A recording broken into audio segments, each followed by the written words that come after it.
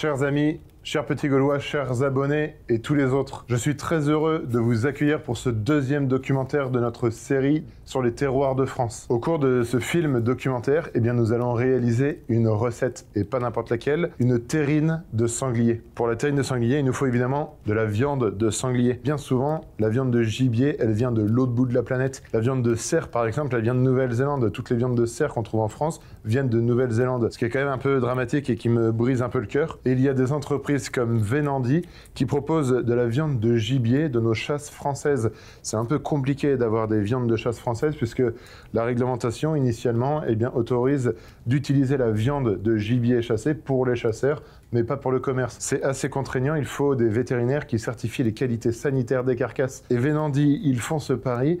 Ils m'ont envoyé cette viande-là et je les remercie. Donc si vous cherchez de la viande de gibier de nos chasses françaises, n'hésitez pas à vous tourner vers cette entreprise Venandi. Vous pouvez vraiment y aller les yeux fermés. Bon, je vais préparer cette viande pour ma recette. Je vous retrouverai plus tard dans le film. Je vous laisse découvrir le thème de ce magnifique deuxième documentaire de notre série sur les terroirs de France.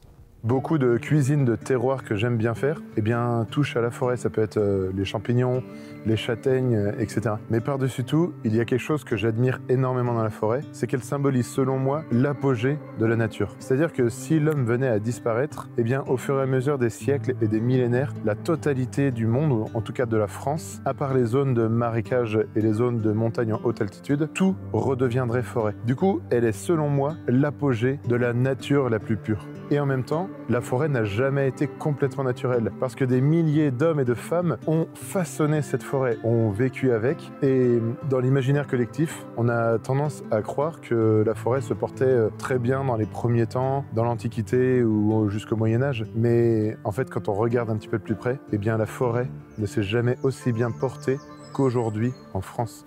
Et la France est un très grand pays forestier, de par sa superficie, mais aussi de par sa gestion forestière. Il y a des centaines, voire des milliers de personnes qui travaillent dans la forêt, qui font de la forêt un mode de vie, leur métier ou leur passion. Et parmi toutes ces personnes qui font de la forêt un mode de vie, je vous emmène avec moi en rencontrer quelques-unes pour découvrir ensemble s'il existe des terroirs dans nos forêts.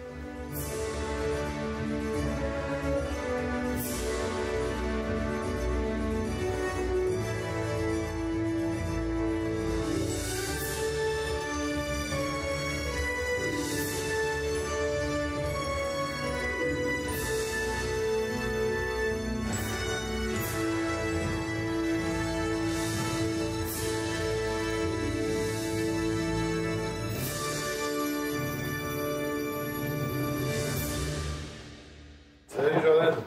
Salut Tim. Ça va? Bien et toi? Trop bien. Bon, écoute, je sais que tu as une auberge ici au milieu de la forêt. Moi j'ai une petite idée dans la tête, c'est de faire un repas à base des produits du terroir de la forêt. Ici, tu penses qu'on peut faire ça dans ton auberge? C'est tendu, on doit manquer un peu de produits dans la forêt là. Ouais. On a vraiment tout ce qu'il faut. Ouais. Regarde. Trop bien. Bon, grand plaisir. On peut inviter des amis ici, et toi tu les prépares? Ouais. Ouais, on fait ça ensemble? On fait ça ensemble. Super, t'as une cuisine un peu particulière ici? Ah ouais. Tu peux nous expliquer un petit peu ce que c'est comme cuisine? Tout au feu de bois, 100%. Voilà. Four, cheminée. J'ai mis 2 gaz il y a pas longtemps, mais c'est des trucs forains. Vas-y, c'est parti. Moi je te suis, tu donnes les consignes, moi je vais te chercher les produits, et puis toi tu prépares les fourneaux.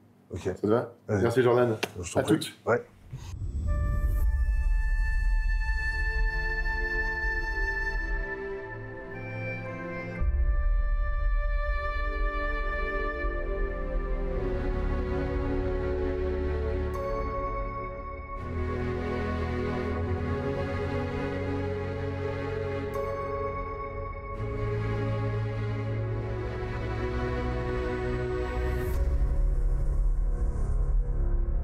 Notre travail, c'est de donner une valeur aux arbres en fonction de l'utilisation qu'on va pouvoir leur donner. On parle de mètres cubes. Ouais. Un arbre comme ça fait moins d'1 mètre cube, ça fait 5 mètres cubes, ça fait 15 mètres cubes, ça fait combien? Ça, en référence, ça fait à peu près 1 mètre cube, on va dire. La référence, c'est qu'un arbre de 8 mètres et 40 cm de diamètre, ça fait 1 mètre cube. Pour donner une idée, quoi. Donc là, on a un peu moins de 8 mètres, on a un peu plus de 40. Donc on peut estimer que ça fait à peu près 1 mètre cube. Mais en bois d'œuvre, on va dire qu'il y a 8 mètres d'exploitable. Et donc de très bonne qualité. On va dire en mérin, on pourra éventuellement faire 2-3 mètres de mérin. C'est une partie où il n'y a pas de défaut, c'est-à-dire pas de nœuds, pas de petites branches, pas de pas de rejet, qui eux vont jusqu'au cœur de l'arbre et une fois transformés, ça ferait des fuites dans le tonneau. Donc du coup, il faut vraiment une partie qui a un fil droit. Tu as des arbres qui vrillent, par exemple, tu vois celui qui est là-bas, et si tu le fends pour faire des mérins, ce sera pas bien, quoi. Si tu as un petit pourcentage sur un lot qui pourrait être dédié à du mérin, il y en a qui passent en menuiserie parce que tu vas pas faire venir un camion pour 3 mètres cubes de bois, quoi. Hop.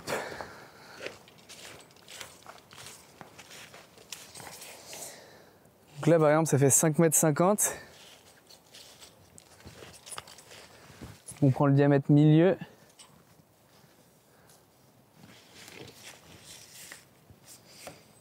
52 ». Et on le prend en X parce que les arbres sont pas toujours ronds. Là, en l'occurrence, il l'est. 51 de diamètre, ça fait 1 m3 124. Ça a été vendu là, il y a 2 semaines. Ça va être amené chez le mérandier qui après va les transformer directement. Il faut se dire que tout ça, ça va se transformer en fût, en barrique. Ouais, ça a été trié et c'est que des futurs tonneaux.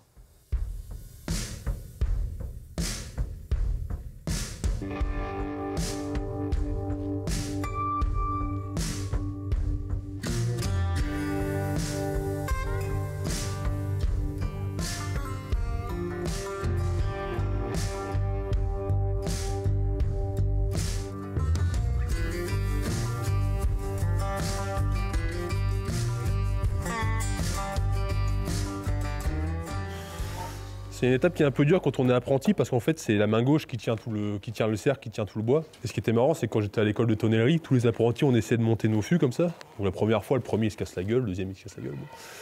Et ce qui est marrant, c'est que le premier qui a fini, qui est tout content, il prend son marteau et il balance son marteau sur le fût des autres en train de monter, quoi. Faire tomber le fût des copains, c'était un des sports à l'école de tonnellerie. C'est un peu la mentalité de ce métier, je trouve. Les tonneliers en général, c'est du bon vivant, tu vois, c'est du mec. Ça fait partie du milieu, hein, quand tu es dans le milieu vigneron, distillation, etc. Mais il y a un côté bon vivant, un peu village gaulois, avec ce Obélix, tu vois.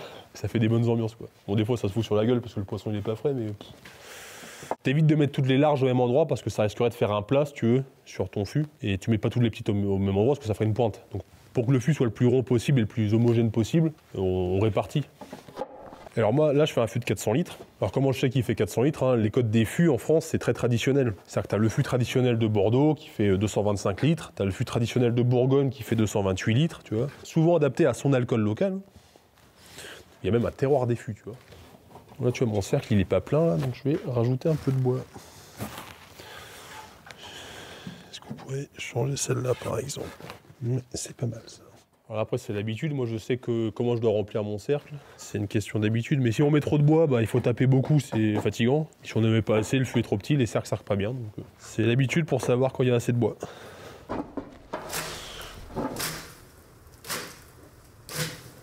Donc là, je suis en train de cintrer le fût.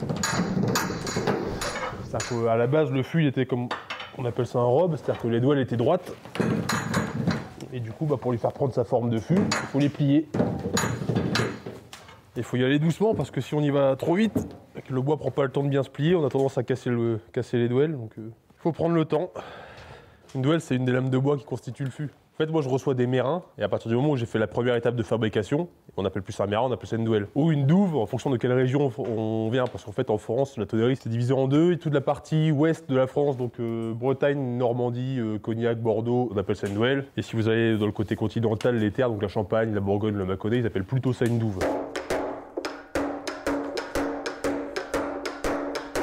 On est les derniers tonneliers de Bretagne de père en fils en fait. Alors quand moi je dis que je suis le dernier, il râle parce qu'il est encore vivant. Mais c'était mon père qui a commencé.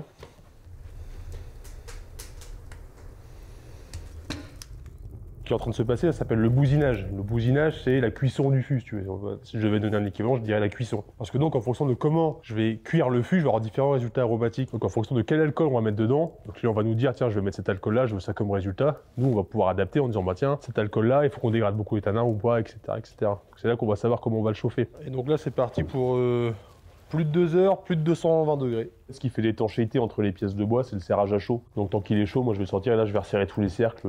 C'est ça qui va créer l'étanchéité, on appelle ça marier les bois, c'est-à-dire qu'en fait chaque douelle va carrément fusionner avec sa voisine, va carrément rentrer dans sa voisine, c'est ça qui fait l'étanchéité.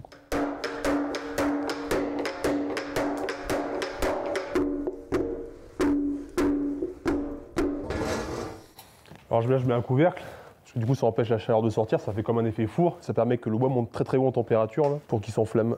Là, on est à 230, 235. Je pense qu'on va le laisser comme ça un peu, puis d'ici quelques secondes, tu vois, d'ici peut-être une minute, on va reprendre. On a pris 50 degrés presque.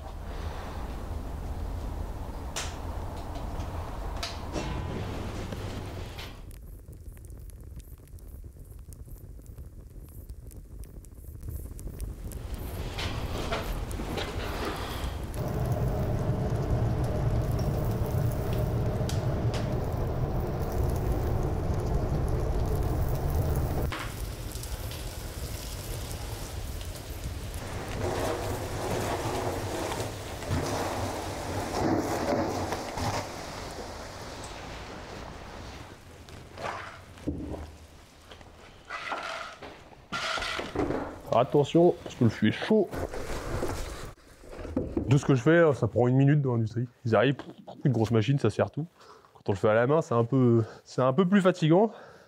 Et du coup, moi je dis souvent ça à mes clients, je dis c'est ça un peu la différence entre un fût artisanal et un fût industriel aussi, c'est que le fût artisanal, il faut se dire qu'il y a un mec qui s'est fait chier quand même à faire le fût, et il en a chié, parce que pour les bras, les machins, les articulations, c'est dur. Donc quand on se donne de la peine, qu'on se donne du mal pour faire un fût, je trouve que ça lui donne un peu de valeur, quoi. Il n'a pas été fait tout seul par une machine, il y a vraiment un mec qui a transpiré sur le fût, qui s'est donné du mal, qui a réfléchi, qui s'est concentré pour que le fût convienne aux clients.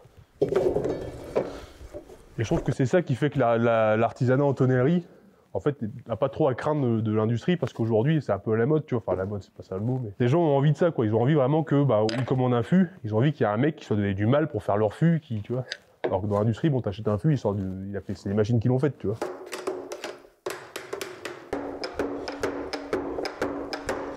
Une fois que j'ai monté la robe, donc c'est ce que j'ai fait tout à l'heure, après c'est le cintrage, la chauffe, et une fois que c'est chauffé, je rentre ici, et j'ai le rognage.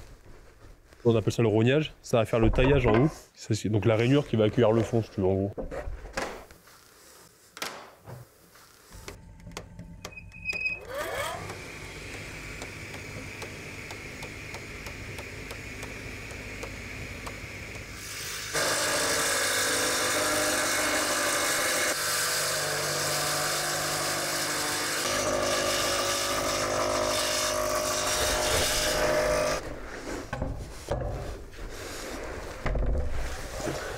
Montrer l'assemblage de fond parce qu'ils sont déjà assemblés mes fonds. Mais c'est que entre les pièces de fond, je mets une pièce de jonc de mer. Alors je vais te trouver un bout de jonc de mer pour que tu vois le plan en lui-même. Donc le jonc de mer, c'est une plante aquatique que moi je fais sécher. Donc à la base elle était verte, tu vois. Moi je l'ai fait sécher et en fait c'est une plante c'est difficile à décrire, avec une espèce de pulpe. En fait, tu regardes un peu sur le pied, parfois on voit l'espèce de pulpe. Si tu veux, tu fais une flaque par terre, tu trempes ça dedans, ça aspire l'eau. C'est mieux qu'une éponge que dans ta cuisine, quoi. Ce que j'expliquais tout à l'heure, l'étanchéité sur les douelles, c'est fait par le serrage à chaud. Donc c'est le fait le serrage à chaud, fait d'écraser le bois qui va créer l'étanchéité. Les pièces de fond ne sont pas serrées à chaud. En fait, le fond, il est fait après la chauffe et en fait, il est assemblé dans le fût comme ça. Donc, pour créer une étanchéité ou assurer une étanchéité entre les pièces de fond, on met ça, du jonc de mer. Donc moi, une fois que mon fond est assemblé, je le taille à la scie à ruban, là je l'ai déjà fait. Donc je le taille en rond à la scie à ruban et ensuite je le taille à la toupie. Ça, je vais le faire tout de suite.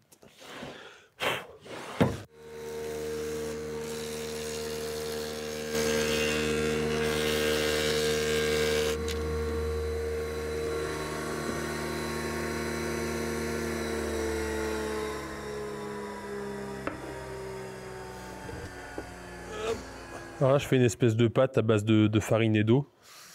C'est pour mettre dans la rainure qui accueille le fond, là. Ça fait comme une espèce de joint d'étanchéité. Ça a bouché tous les petits vaisseaux conducteurs de sève, donc pour éviter que par capillarité, il y ait des fuites sur le dessus du fût. Mais ça aide un peu à l'étanchéité au niveau du fond, même si le fond est étanche sans normalement. Mais ça peut toujours aider.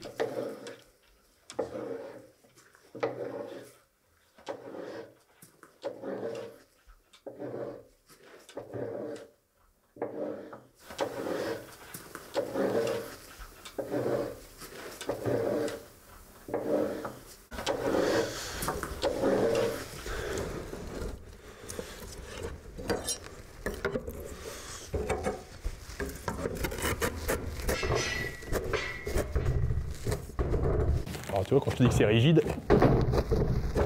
là.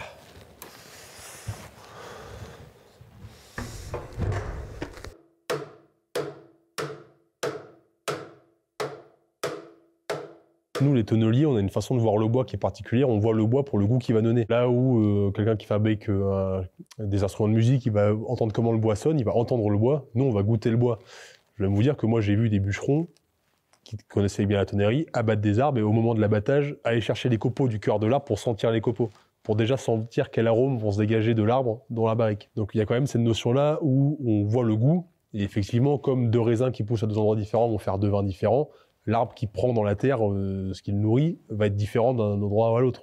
Donc il y a forcément ce côté terroir qui va jouer sur les arômes que la barrique va apporter. Ça fait partie du métier complètement, le terroir. Bon Benjamin, merci pour toute l'explication et tout ton savoir-faire. Avec plaisir. J'adorerais avoir un fût avec marqué, tu vois, deux grands Gaulois dessus. Si tu veux, j'en ai un petit à te proposer. Ouais. Énorme. Génial, donc ça c'est combien de litres? 30 litres, ça. Magnifique, là, donc il est opérationnel dès maintenant? Oui. Et après, quand tu fais, tu le... T'enlèves le bouchon avec un petit marteau. Super. Bon, merci Benjamin. Pas de problème. Bon courage pour la suite. Longue vie à toi et à ta tonnerie. Merci. Salut, à bientôt.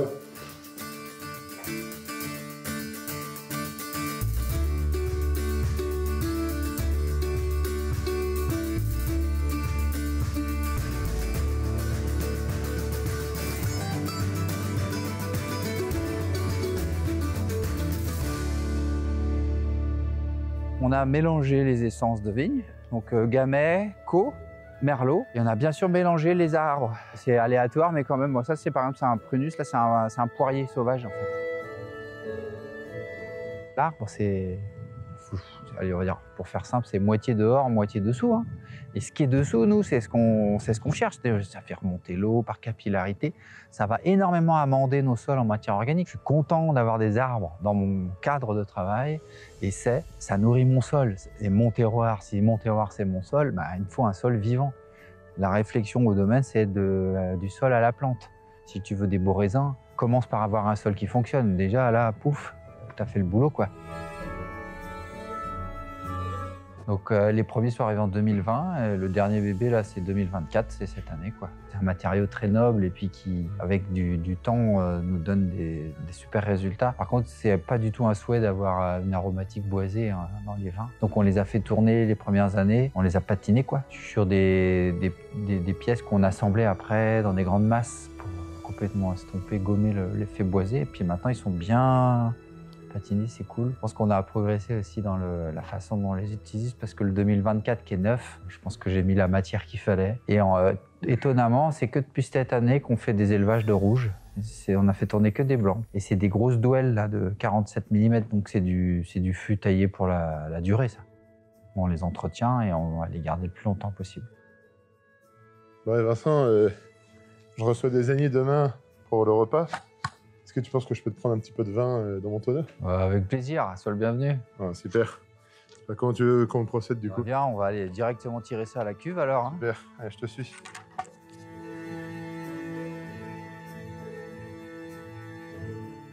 C'est celle-ci?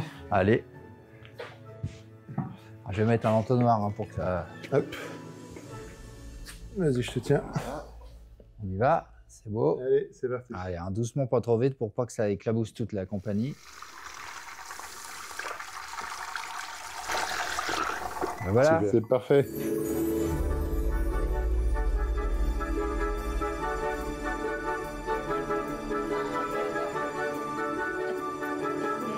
Je vais prendre 5 douzaines de numéro 3 et je vais prendre une douzaine, deux douzaines de plates.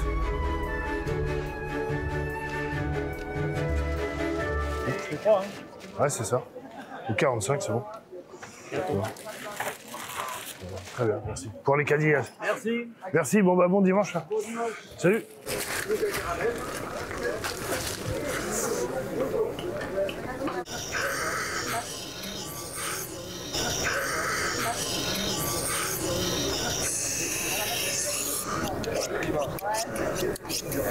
Combien? Laisse tomber. Ah bah, merci. Au plaisir de vous recevoir chez moi. Bon bah, bon dimanche. Allez, à toi aussi. Et puis à la semaine prochaine.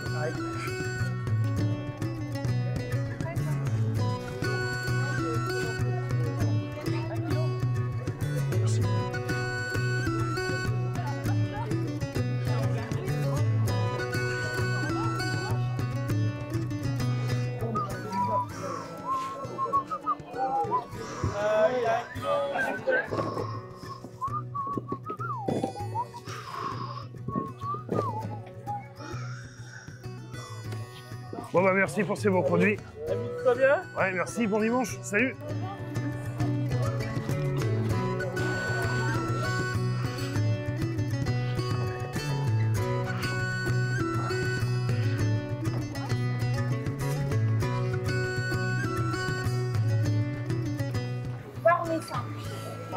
Parmesan, pardon.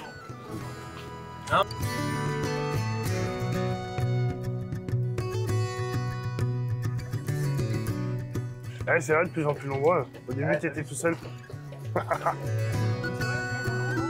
Bon, bah merci pour ces beaux produits. Bon dimanche. Allez, merci, salut. Et go.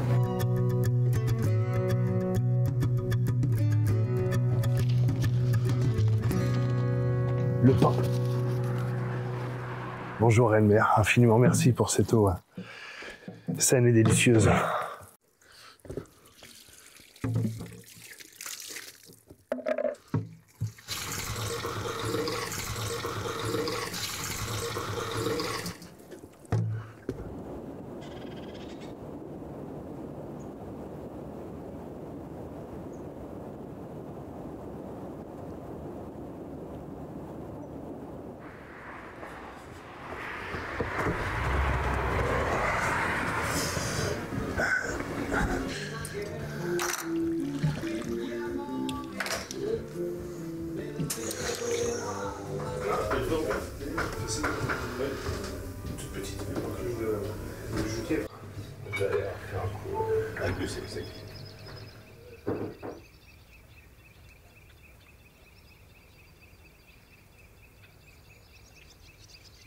À Trémentine, il y a encore des anciens qui en font, mais bon, qui apprennent aux autres.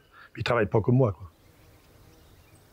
Il y en a encore quelques-uns, hein. Mais moi, comme là, il n'y en a pas d'autres.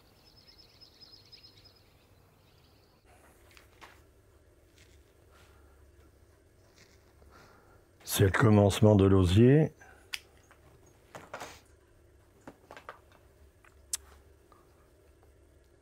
Alors, je vais le fondre en 3.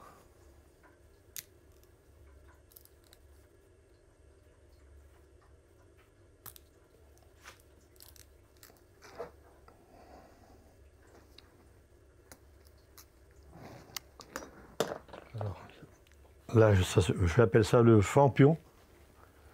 C'est fan osier, mais par ici, on l'appelle les pions. J'ai toujours dit le fan-pion. Et voilà.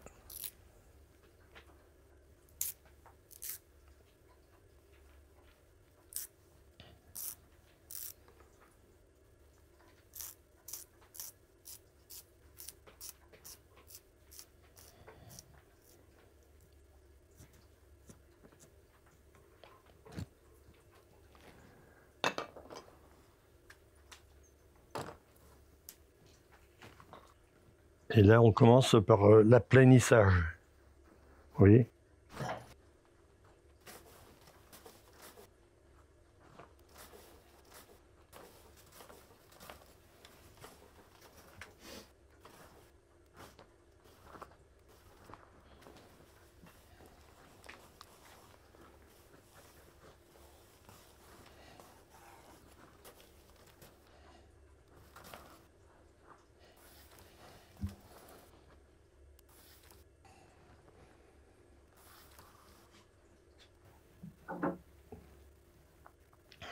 Et voilà.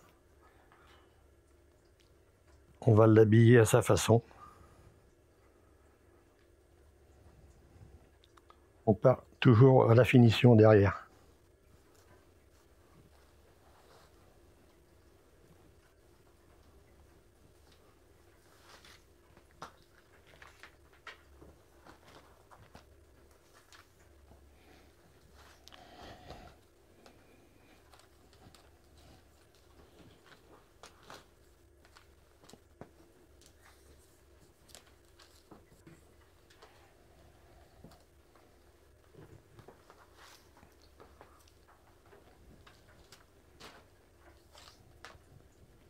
Celui-là, vous voyez, je l'ai fait dimanche, je l'ai travaillé, mais il n'est pas fini. Parce qu'il faut un peu plus de temps à la fin, parce que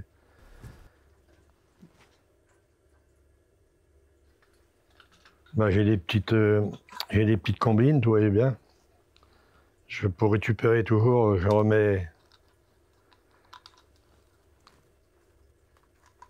ça pour regarder toujours c'est une cartouche. Comme ça, c'est plus serré, autrement, on n'arrive pas à le serrer assez.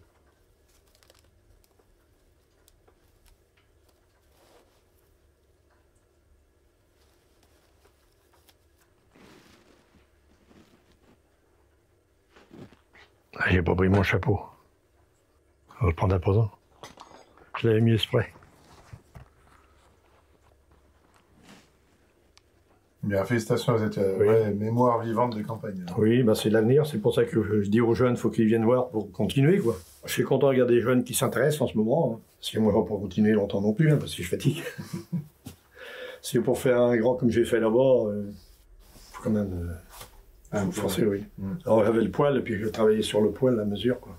Merci Jean-Marie pour tout. Voilà, merci. Ben, moi c'est moi qui vous remercie d'avoir appris des choses aussi. Je vais pouvoir vous acheter un panier. Vous prenez un panier là-bas si vous voulez. Ah, super, comme ça va me servir à aller chercher mes châtaignes et mes truffes.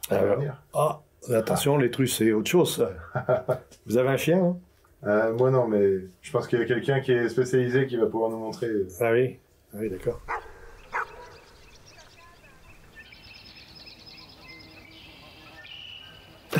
Bon, mais c'est bon. J'ai mon panier pour aller chercher les truffes. Magnifique, non? Non, je plaisante. Je vais juste prendre celui-là.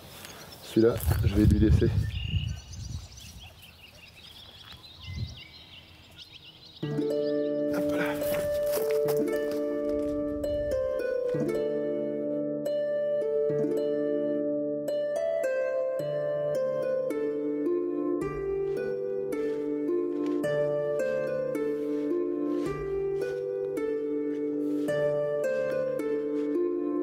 Regardez, quand on est dans un bois composé en majorité de châtaigniers, on appelle ça une châtaigneraie. J'ai commencé à faire ma petite récolte de châtaignes, qui sont énormes. Ça, bien sûr, il faut avoir les coins pour savoir où se trouvent les châtaigniers. Si possible, des châtaigniers greffés. J'ai ma petite idée, je pense que dans le four à pain, si on les fait rôtir, avec un petit peu de sucre, elles vont s'éclater et on va pouvoir les utiliser comme dessert éventuellement. On va tester. Ça fera un super dessert du terroir. Allez, on continue la récolte.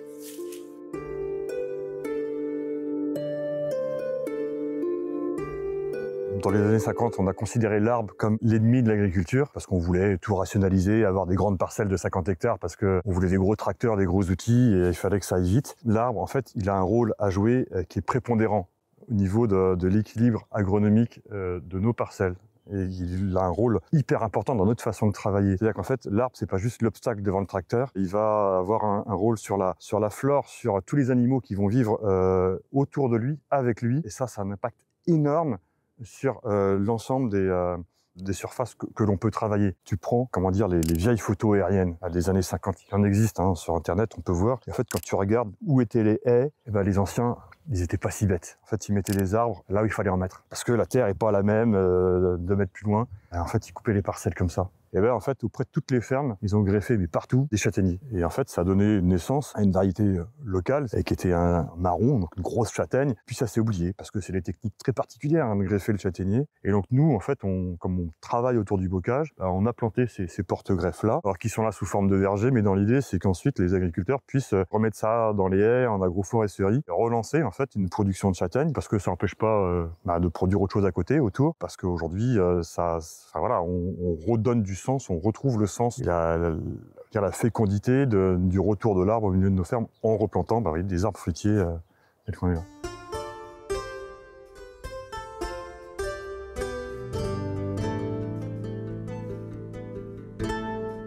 Alors, on va emmener soda, reste à faire.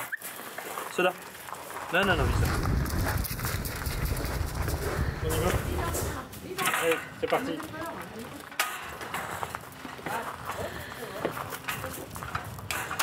Ma grande, on va t'emmener bientôt, la saison prochaine. Alors on va se arrêter là pour prendre un peu de hauteur et c'est là où on a notre arboretum qui présente les différentes essences d'arbres qui peuvent produire de la truffe. Voilà, donc maintenant on va partir caver. 3 méthodes en fait pour caver. Donc caver, c'est l'expression d'aller chercher de la truffe. La méthode historique est le cochon, donc ça malheureusement chez nous c'est un peu oublié. Mais on retrouve les premiers écrits, entre autres des mosaïques de l'époque romaine avec des cochons qui trouvaient des truffes. Donc pour eux c'est quelque chose qui a toujours été naturel jusqu'au 19e siècle. Dans toutes les fermes on avait des cochons, très souvent des truies qui étaient dressées pour ça parce que le reste du temps elles faisaient des petits. Maintenant on a les chiens, donc c'est quand même quelque chose de plus facile à dresser, plus facile à avoir à la maison. Elle est où? Montre-la. Elle est là? C'est bien, mon chien, c'est bien. Une première petite truffe, une deuxième plus profonde. Voilà.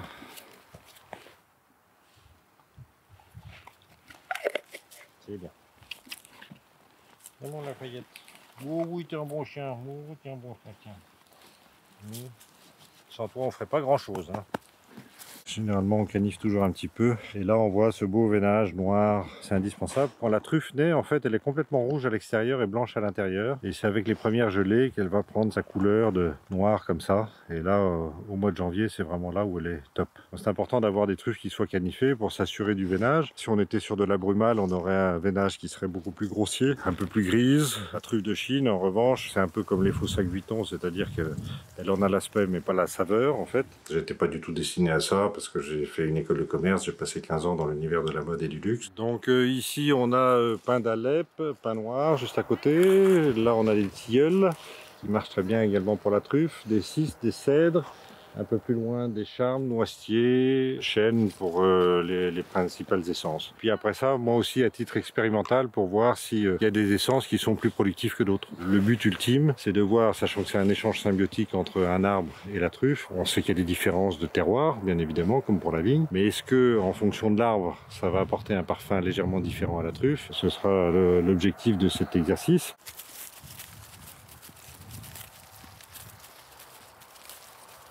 Quelle doit être la constitution d'un bon sol truffier? C'est à peu près 50% de matière sèche, 25% d'eau, 25% d'air. C'est pas pour rien que à l'époque où c'était en naturel, les truffes elles étaient toujours en surface parce que justement c'est comme ça qu'elles avaient de l'air. Nous aujourd'hui, on a compris tout ça, on travaille les sols et donc ce qui permet d'aérer un peu les sols et du coup d'avoir de la truffe en profondeur. Sinon à l'état sauvage, on n'en trouverait quasiment pas en profondeur. Allez mon toutou. Tu montes? Oh bah oui, c'est bon. Allez.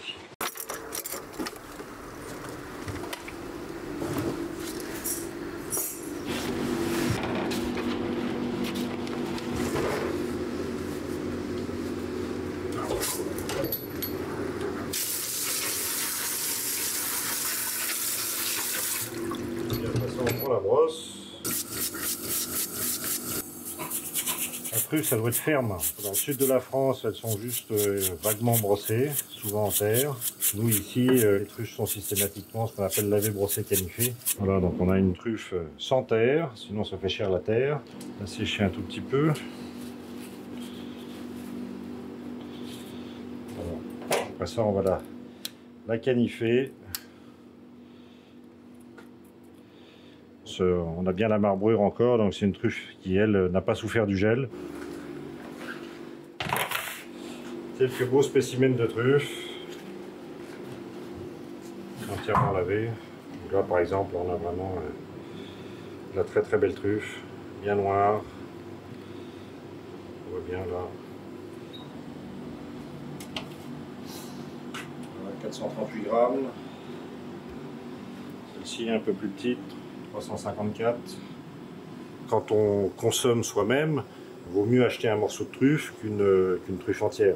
Comme on va la passer à la moulinette ou à la mandoline, personne ne va voir que la truffe était entière ou pas.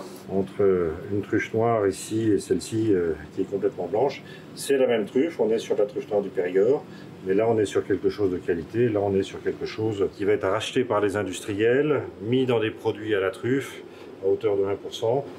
Et après ça, ils vont rajouter des arômes artificiels. Il faut savoir que la truffe, malheureusement, on a tout essayé, il n'y a pas moyen de la conserver, ça reste un produit qui doit être consommé frais. Durée de vie d'une truffe, 7 à 10 jours maximum. Donc ça, c'est une truffe qui a pris un coup de gel. Si je fais ça, par exemple, sur une autre truffe qui, elle, n'a pas pris de coup de gel, vous voyez, je peux appuyer dessus, l'humidité ne ressort pas. Voilà.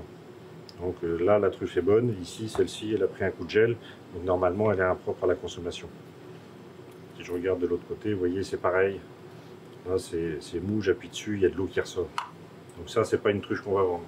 Ça, par contre, ça va être une super truffe pour réensemencer.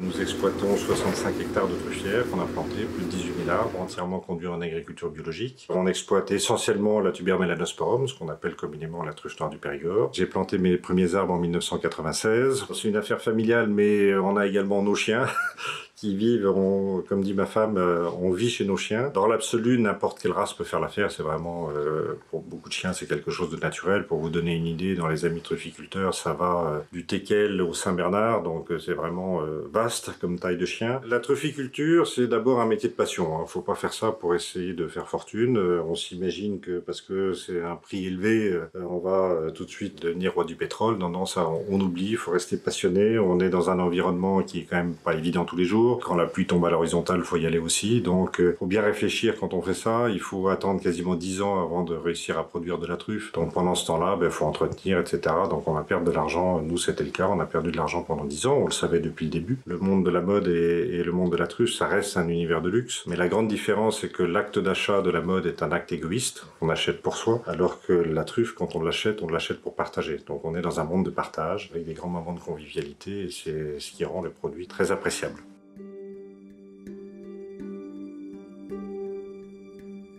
Les petits Gaulois, je remercie Serge de m'avoir donné une truffe après son passage chez lui qui servira à agrémenter notre festin. Et je vous donne rendez-vous chez Émilie et Freddy pour découvrir ensemble un élevage hors du commun et je compte bien ne pas repartir les mains vides.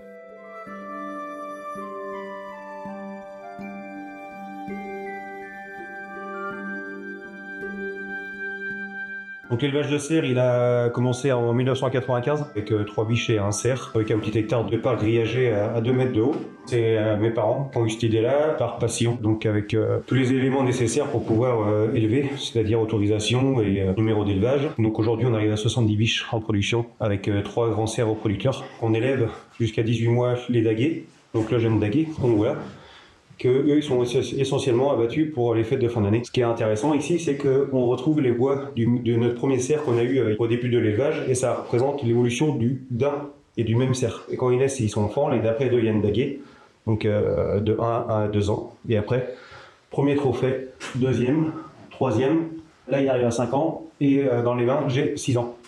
Donc c'est là qu'on peut voir entre 2 ans et 2 ans et demi la différence d'un cerf. Chaque individu, tu as toujours ces 2 andouillets de massacre qu'on appelle andouillet et surandouillet. Tu as la perche qui va monter et après la troisième, c'est la chevillure. Donc plus le cerf vieillit, plus le cerf va avoir des plus gros bois et des plus gros pivots. On peut voir entre un jeune cerf, il commence avec des petits pivots et un vieux cerf, des gros pivots.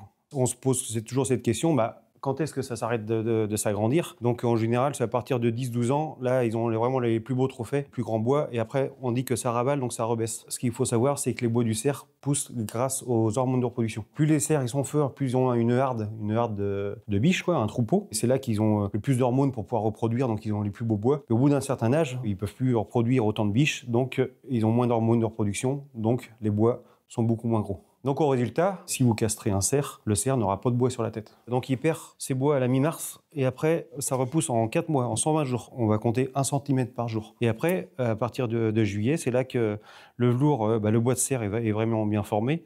Les vaisseaux sanguins vont arrêter d'alimenter et le velours, ça va tomber en lambeaux. Donc quand les cerfs perdent ses bois, il perd un pain. Donc il est un petit peu déséquilibré, ça va lui faire un petit peu mal au cou parce que ça fait quand même une paire de bois, ça va en entre 5 et 7 kilos. Donc c'est là que le deuxième, il va tout faire pour le faire tomber, il va se mettre le long d'un arbre histoire de le faire tomber, mais il va pas être forcément au même endroit que l'autre. Donc la gestation d'une biche, c'est 8 mois. Et les petits francs vont arriver en juin, donc quand il fait beau, quand l'herbe elle est haute. Et puis tout se fait naturellement. Pour les protéger sanitairement, on les vermifuge. C'est des animaux qui vont se déparasiter dans le sens qu'ils vont se faire des bains de boue l'été. S'ils ont des problèmes d'arthrose, ils vont passer 2 heures dans l'eau, les pieds dans l'eau. Et ils ont cet instinct naturel qui font que c'est des animaux très rustiques.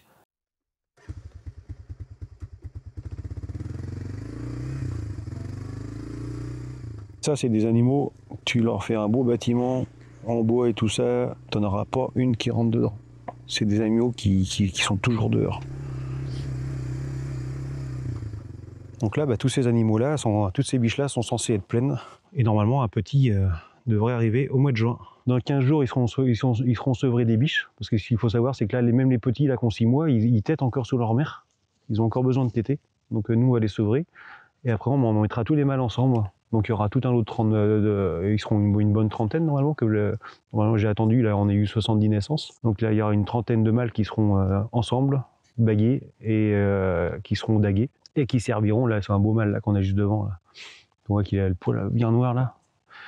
Et qui sera destiné pour les fêtes 2025. Et après, les petites femelles, elles seront pareil, elles seront mises à la carte. Toutes les petites femelles seront ensemble. Elles seront bichettes et une partie qui sera destinée pour le renouvellement du cheptel et l'autre partie qui servira pour notre petite restauration qu'on a à la ferme de avril à novembre. Et lui, il se refait une santé parce que pendant le brame, on dit toujours que les cerfs ne connaissent plus manger. En général, ils perdent jusqu'à 1/3 de leur poids total parce qu'ils sont vraiment à s'occuper de leurs femelles. Et là, il s'est refait une santé parce qu'en général, à la fin du brame, on leur voit les côtes sur le côté. Et puis, on a eu aussi un automne aussi que l'herbe, elle a bien repoussé aussi. Donc, ils ont vraiment ce qu'il faut à manger. Mais on les alimente quand même avec un complément de céréales et du foin à volonté. Du bon foin sec, ça, c'est très important. Des arbres, de l'eau, des étangs, de la tranquillité, pas de route autour, et puis elles sont heureuses comme tout. Donc là, ici, on est dans le restaurant à la ferme, en fait, donc grande tablée fermière, donc avril à octobre. On va proposer des produits fermiers uniquement, des voisins aussi, beaucoup du local, et aussi, on va proposer de la vente directe sur le marché fermier. En fait, on essaie d'avoir un rayonnement pour les autres aussi. C'est important pour nous de promouvoir la culture local vraiment, puis les bons produits en fait qu'on peut préconiser à nos clients qui sont toujours friands de produits fermiers. Sur les marchés, il y a toujours un temps de recul par rapport à la viande de cervidé parce qu'elle a très mauvaise presse, c'est une viande qui a goût de fort, donc là on a toujours un temps de recul. On va maîtriser l'âge d'abattage, le fait qu'il a 10 mois, qu'il n'a pas été chassé, qu'il est en tout confort d'élevage ici, qu'il vit en pleine nature, voilà. Donc on reste sur une viande quand même rouge typée bœuf, avec un grain extrêmement fin. Et après, dans la cuisine, c'est hyper simple, quoi. Comme une viande rouge de qualité, tout est possible après. Tout est lié, en fait. C'est le soin à la clientèle, c'est le soin aux animaux, c'est le soin aux produits. On essaie d'être jusqu'au bout intègre. Et je crois que c'est ça ce qui compte, c'est d'être complètement nous.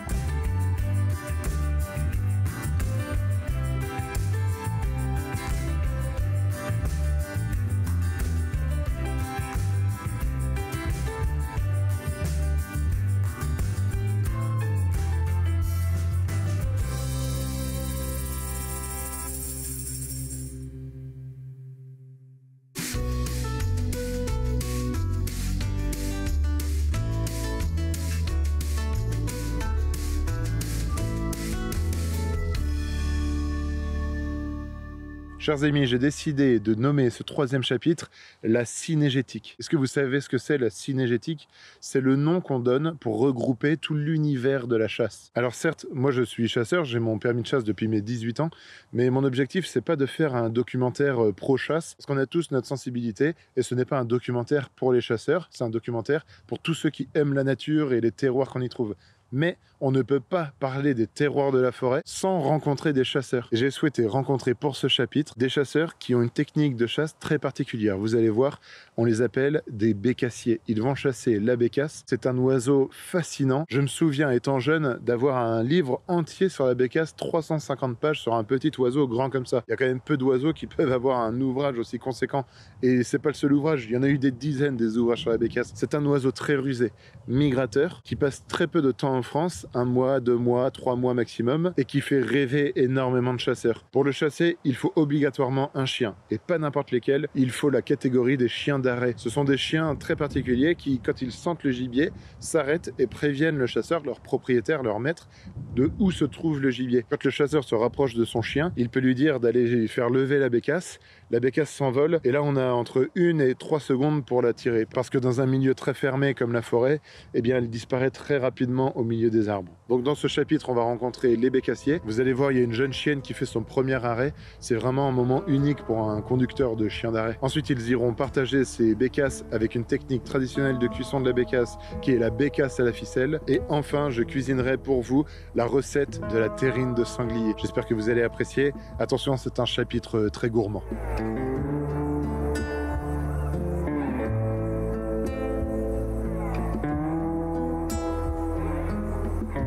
on fait toujours 2 groupes de 2 parce que la bécasse n'est pas une chasse en battu. L'intérêt, c'est de laisser travailler les chiens devant nous. Et moi, je privilégie le fait d'être par groupe de 2, voire 3 maximum.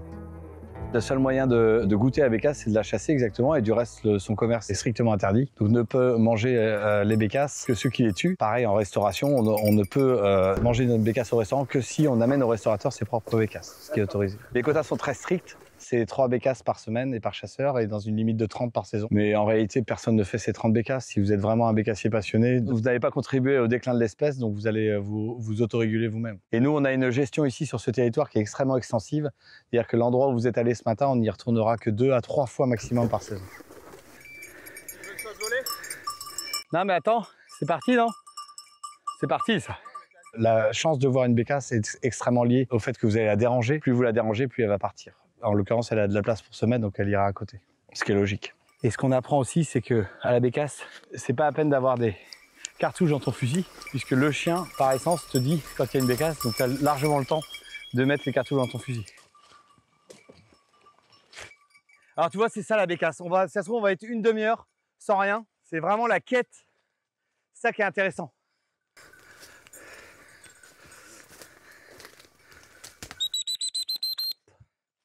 Doucement! Ça, c'est une jeune chienne. On dit qu'elle est un peu jeune, donc elle comprend pas tout ce qui lui arrive, mais elle apprend.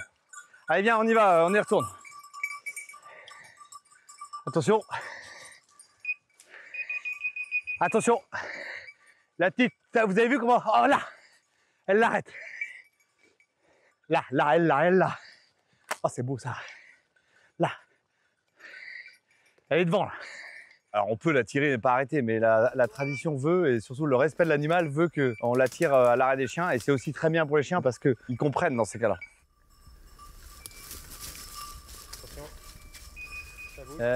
Par contre, j'ai perdu un chien moi. Et ça me fait chier, elle est là-haut. L'autre jour, ça a été comme ça, j'ai mis 2 jours à la retrouver. Là, elle est en train de travailler, il va falloir qu'on y aille parce que là, elle est en train de se dire, je sais pas ce qu'ils foutent, mais moi je bosse. Ah, elle est là, elle est au-dessus là. Ah, je suis content. C'est bien ça. Son prénom, c'est Utah, comme l'État américain. C'est des setters anglais, Lemon. Ils ont tous 2 à 3 ans d'écart. Ça permet de renouveler les générations. Et elles apprennent entre elles, donc ça, c'est parfait.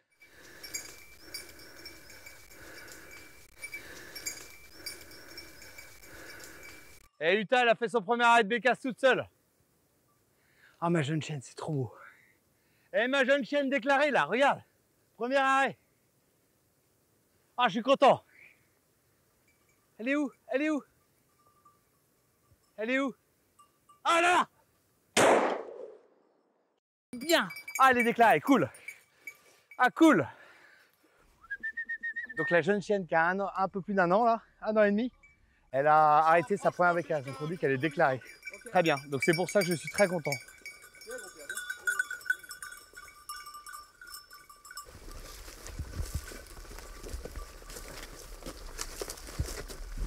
Arrête. Arrête, regarde. Ouais. Tu vas par là-bas, Adrien.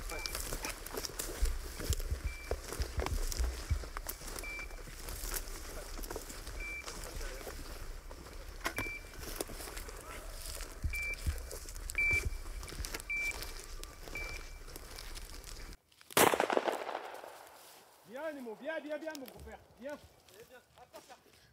Bravo, Nemo. Donne. Nemo. Voilà, ça n'a pas traîné ce matin. Ça n'a pas traîné. Ouais. Voilà une belle bécasse. Magnifique. Vraiment un bel oiseau. Hein. Là, elle n'est pas du tout abîmée en plus. Superbe. Magnifique. Bon. T'as vu l'arrêt? Le chien. Bravo.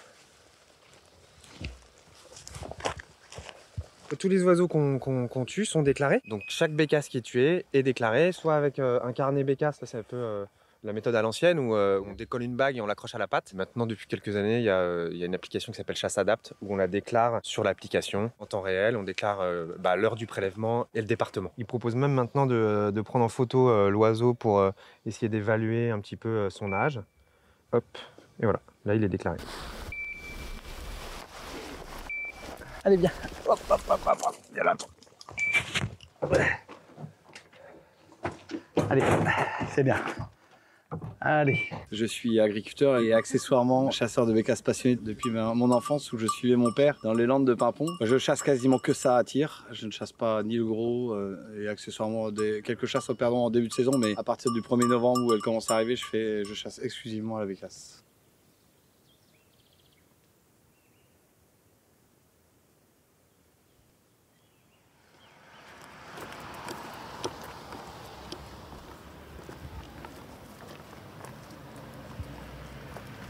En fait, derrière chaque terrine, j'ai un numéro, j'ai le grammage. Comme ça, je sais quel est le poids de la terrine. Et chaque numéro, j'ai une presse adaptée à chacune des presses que j'ai faites qui sont numérotées.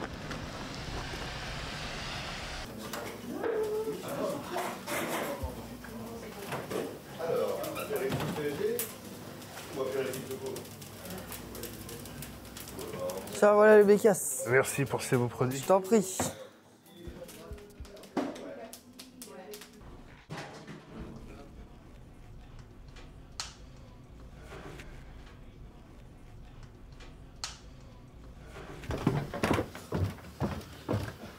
Bon, voilà, on est opérationnel, c'est fait.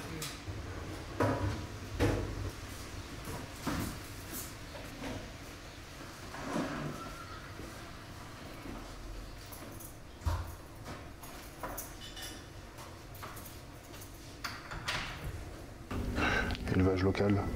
Donc hier, on était sur une vache donc Wayou Crozet Galway, donc avec un éleveur qui s'appelle Sébastien Serpé. Ça, c'est du Black Angus, poitrine de Black Angus que j'ai salé, qui sert de lard, mais à base de bœuf.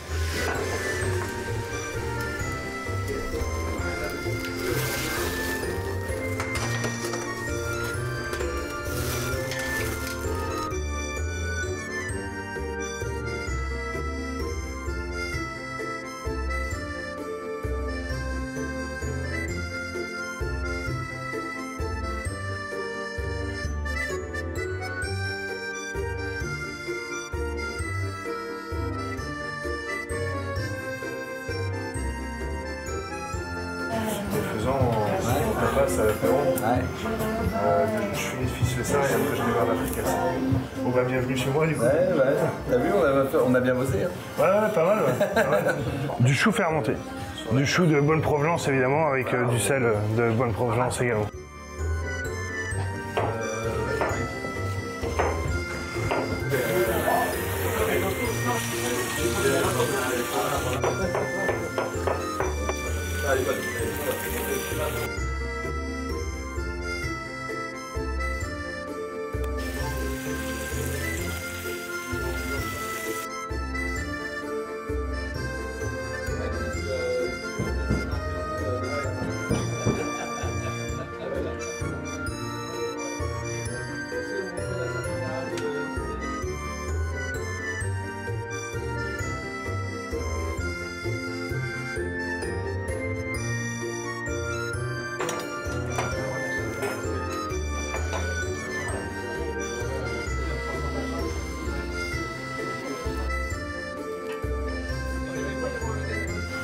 Oh là là, oh là là.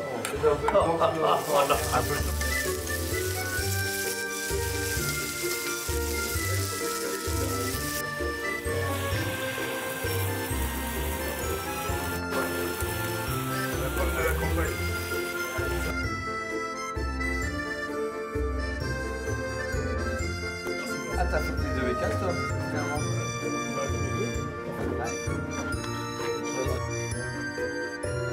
T'as aucun guide culinaire qui va proposer ça, hein. Merci. Hein. Merci mon pote. Excellent.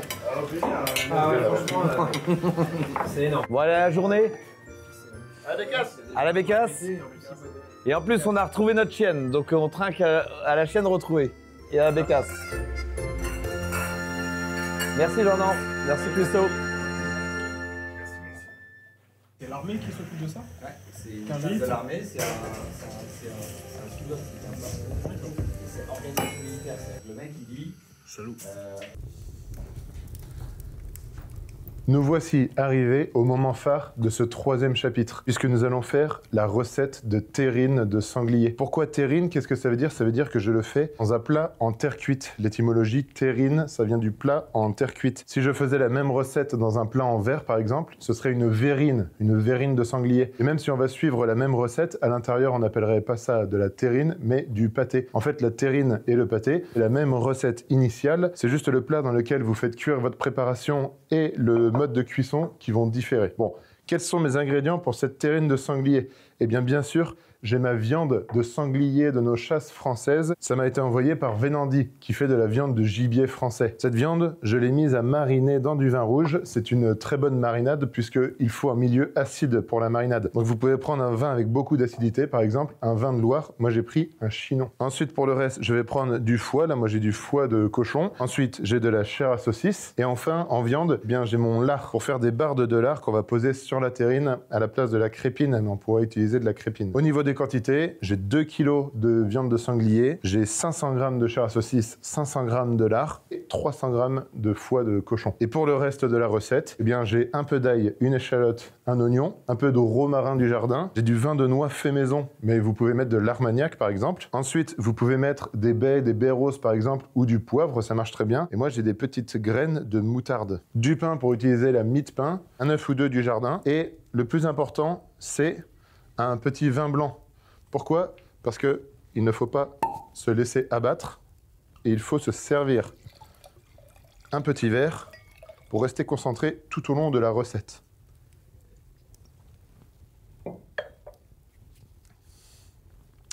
Parfait. Je suis concentré, on peut y aller. Alors je prends mes morceaux de viande, je viens les égoutter et les couper en petits cubes que je vais remettre dans mon vin pour qu'ils finissent de mariner. Alors la marinade, vous pouvez la laisser 24 heures. Plus vous la laissez, mieux c'est. Maintenant, il va falloir séparer la viande de la marinade. Cela, je vais mettre un petit bocal avec ma passoire.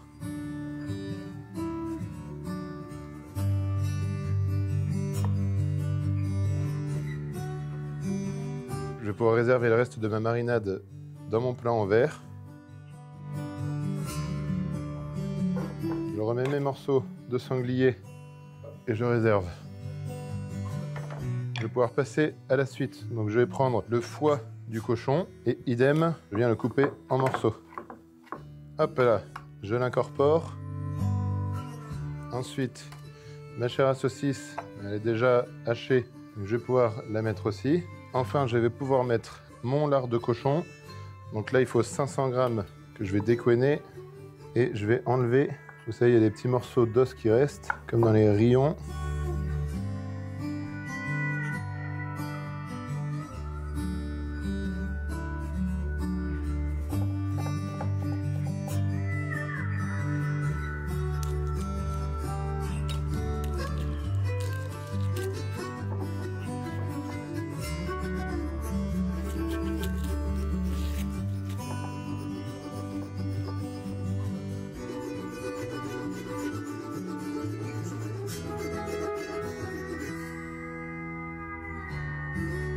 Ensuite, on va prendre les graines de moutarde. Ça, c'est vraiment très sympa, je trouve. Ça apporte un côté un petit peu piquant, sans être trop piquant comme du piment.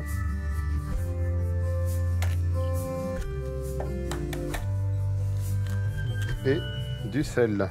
J'utilise de la fleur de sel de Guérande. C'est vraiment un très beau produit. Et de la mie de pain. Ça va servir de liant, la mie de pain. Donc ma mie de pain, il faut que je la mélange à un liquide pour que je puisse l'incorporer facilement dans ma préparation. Je vais mettre mon petit vin de noix.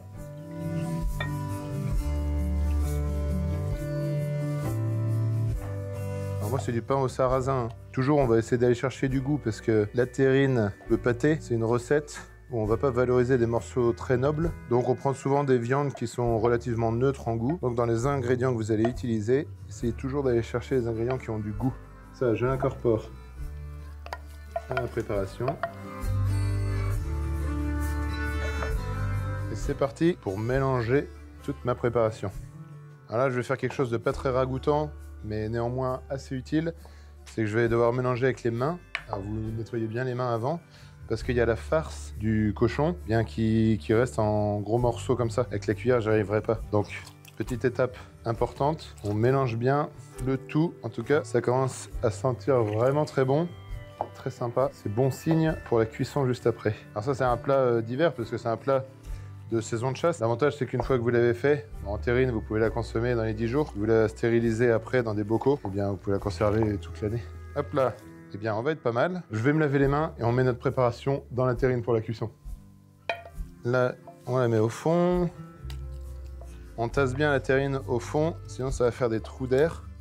Ce sera pas très lié. Eh bien, c'est pas mal ça. On va nettoyer les bords de notre plat.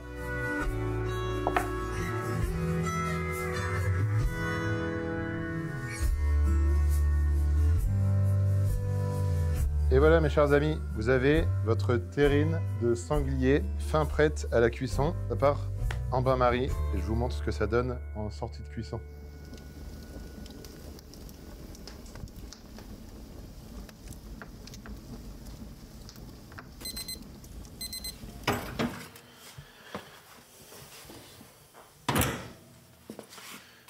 Vous avez envie de voir ce que ça donne? On retourne en cuisine et on regarde ça ensemble.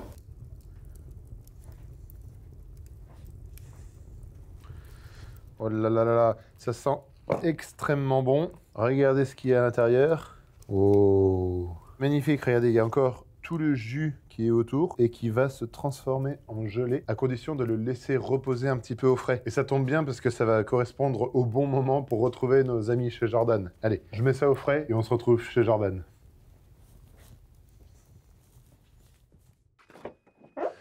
Regardez les petits amis, on a toutes nos victuailles, on est au petit matin, le jour commence à poindre, je commence déjà à avoir faim. Plus qu'à amener le cerf, ces châtaignes, cette terrine de sanglier et nos truffes à Jordan.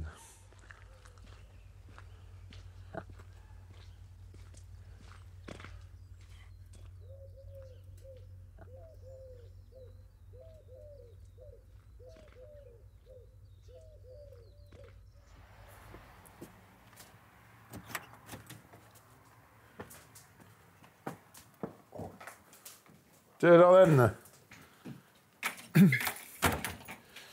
Salut Tim. Alors, ça va bien? Bien et toi? Trop bien. Bon, ça me fait plaisir de t'amener, regarde, ces bonnes victuailles. Magnifique. Tu veux qu'on les pose là? Attention.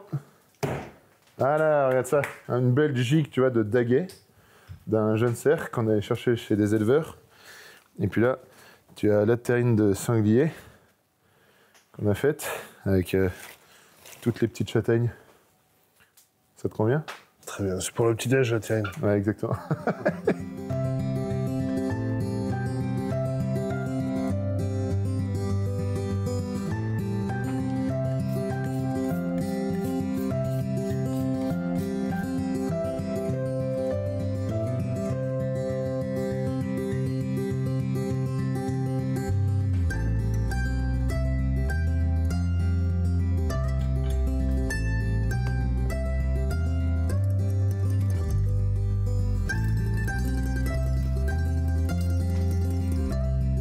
On va le mettre au four déjà pour être sûr qu'il soit prêt à midi. Ouais. Et petit à petit, on va préparer la garniture, on va le garnir progressivement. Ah, super. Et ça reste bien tendre, on va déjà démarrer aussi là.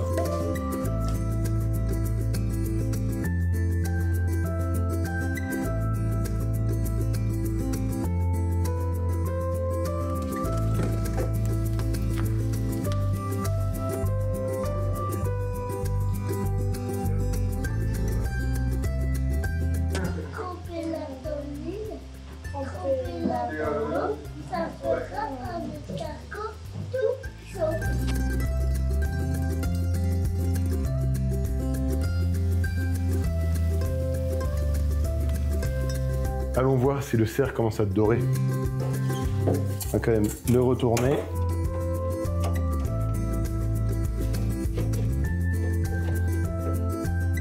Petite astuce, quand vous avez un gros morceau de viande comme ça pour savoir si ça cuit, vous plantez dedans une lame de couteau, moi j'ai une brochette, ça marche aussi. Vous attendez quelques secondes et vous enlevez et vous regardez si c'est chaud ou pas. Je vois qu'il est chaud au début et puis que ça commence à être froid à la fin, c'est-à-dire qu'il faut encore quelques heures de cuisson. Ça tombe bien, on est dans les temps.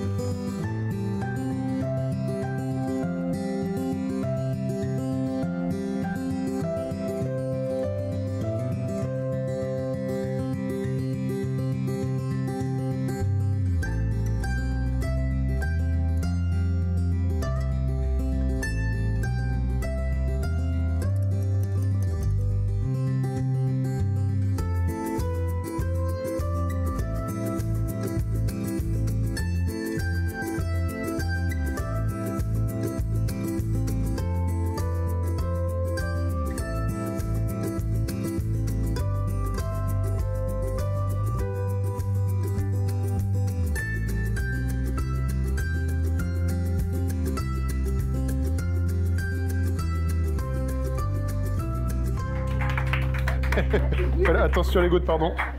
Désolé, c'est un peu goûté.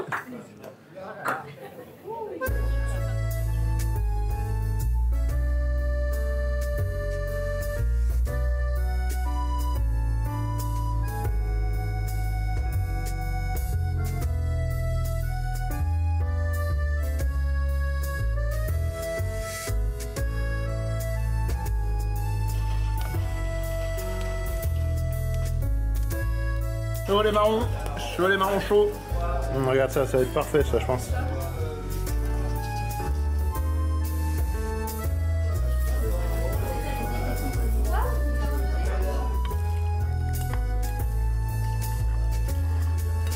Allez hop, messieurs dames. Des petites châtaignes. Ça, c'est de qualité.